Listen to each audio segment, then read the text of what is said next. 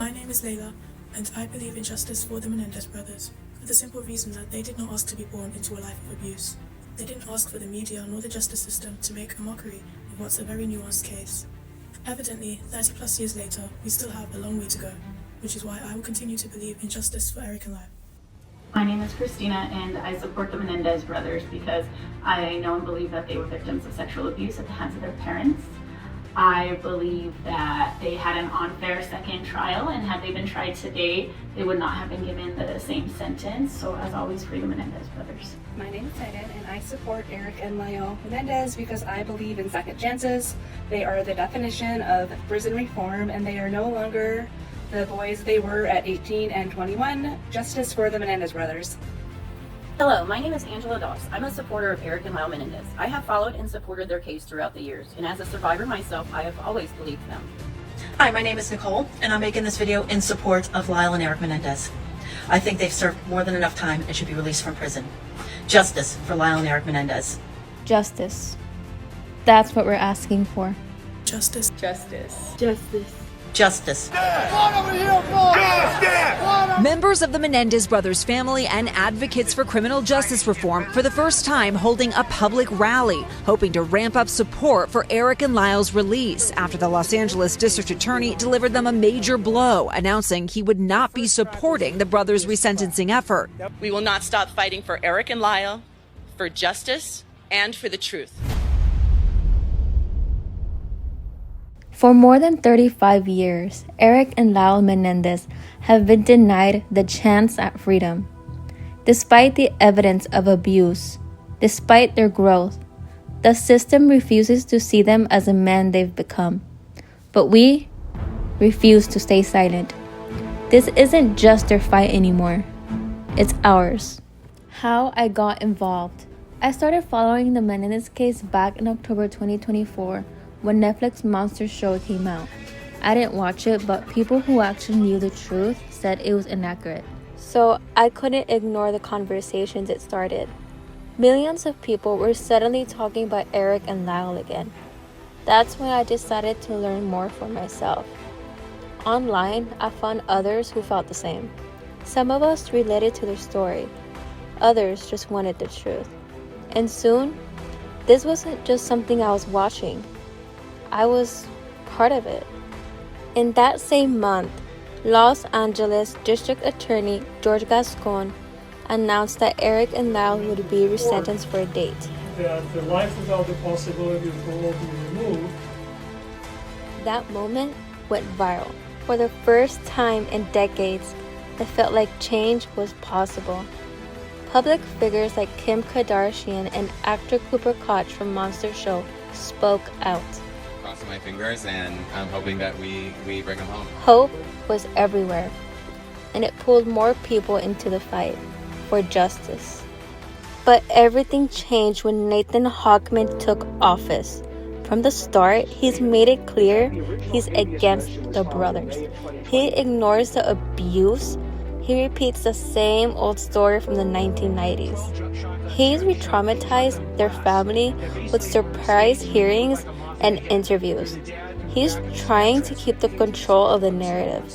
One of the supporters named Jules, our friend, said this at the rally speaking to the TV media about Hochman. That he needs to do his research a lot better, and that I am so disappointed and very disgusted by the way that he has treated not only the victim's family but other victims of abuse.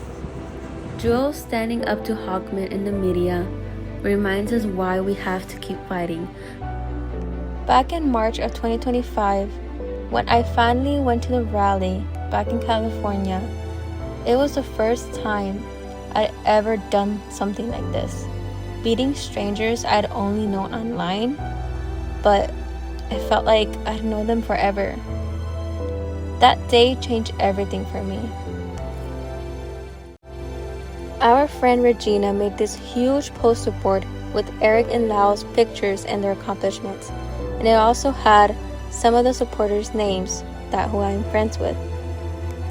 This poster board ended up being all over the news articles. And even Robert Rand, who is the author of the Menendez brothers book, posted us on Instagram. But it wasn't about us being seen. It was about making them visible and our fight to justice. But what really stayed with me was when one of their family members came up to us and thanked us for being there. That moment hit me deeply. We weren't just supporters anymore. We were standing with their family. We also met Ana Maria, their cousin. So it's not just supporters like us. It's Erik and Lyle's family that has stood by them since the very beginning for over 36 years. Ana Maria has been incredibly vocal on TikTok, constantly reminding the world why this fight matters. During the rally, she was giving her speech, and other family members were right there beside her. She was giving her speech about her cousins, how great they've become since being incarcerated. Another part of this movement has been our friend Regina. She's done countless lives to keep people informed and connected. Through her, we got to hear directly from people like rapper X-Rated, who served time with the brothers, and Gabriel Rosales, who works at the prison and has shared how much Erik and Lyle have grown over the years. His voice carries the truth not everyone gets to hear. Peace, everybody. My name is Gabriel Rosales. I'm a professional musician, formerly incarcerated, but I'm also a program provider at RJ Donovan State Prison, doing a rehabilitative songwriting class that I've called Jail Guitar Doors, a nonprofit that I've been working with for the past 7 years. And that is where I met Erik and Lyle Menendez, who are both housed on Echo facility, and a different kind of pilot yard, integrating populations and giving people the the agency and autonomy to actually kind of lead their own rehabilitation. And through my experiences with Erik and Lyle, we've been working on some very big projects together. I first came in contact with Erik. Him and I practiced the same type of meditation, so I attended his meditation class, and him and his students who were so diligent and focused.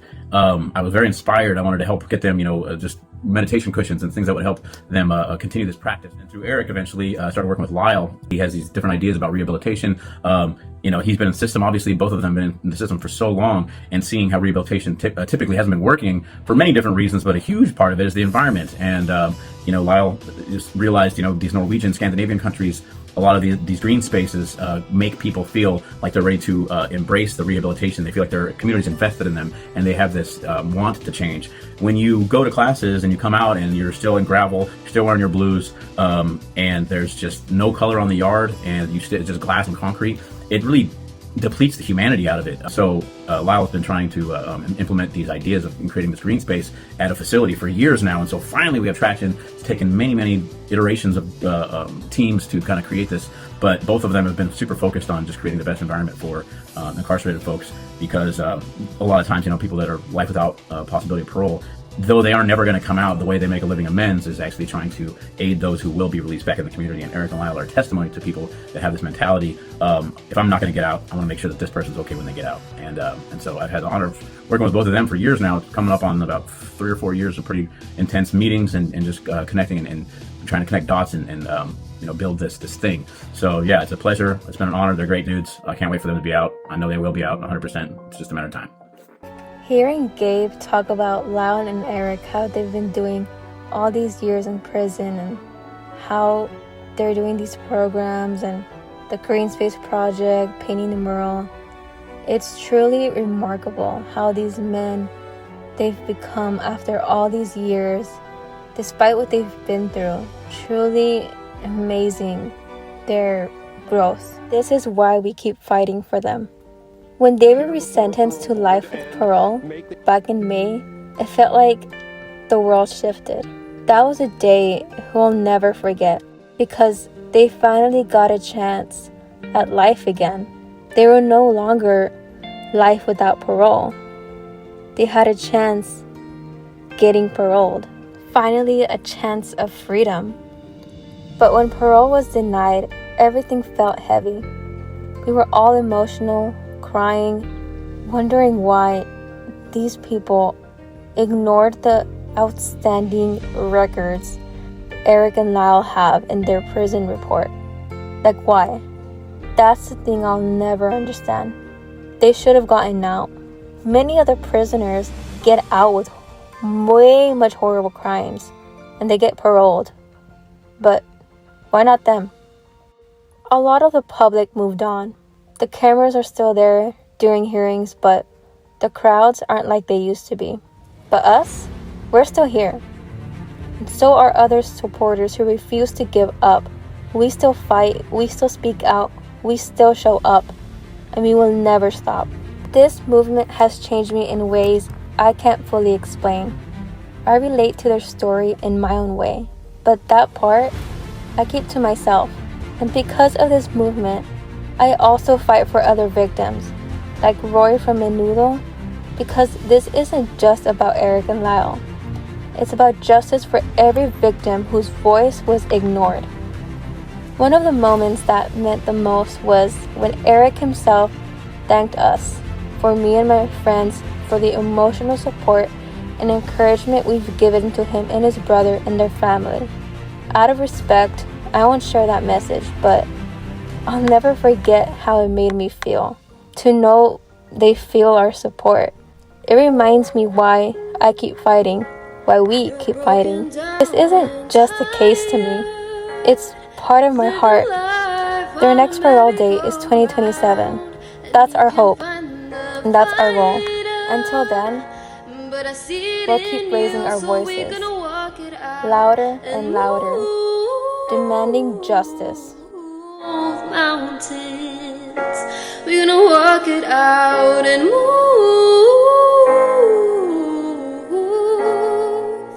mountains, and I'll rise up, I'll rise like the day, I'll rise up, I'll rise unafraid, I'll rise up, and I'll do it 1,000 times again, and I'll rise up, high like the waves, I'll rise up, in spite of the ache, I'll rise up, and I'll do it 1,000 times again, for you, for you, for you, for you, for you.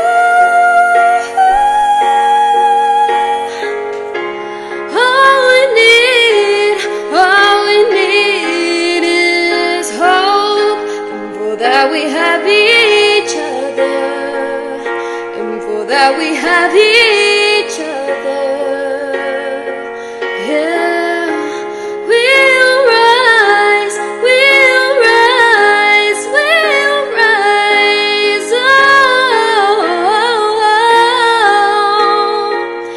We'll rise. I'll rise up, rise like the day. I'll rise up, in spite of the ache. I will rise 1,000 times again.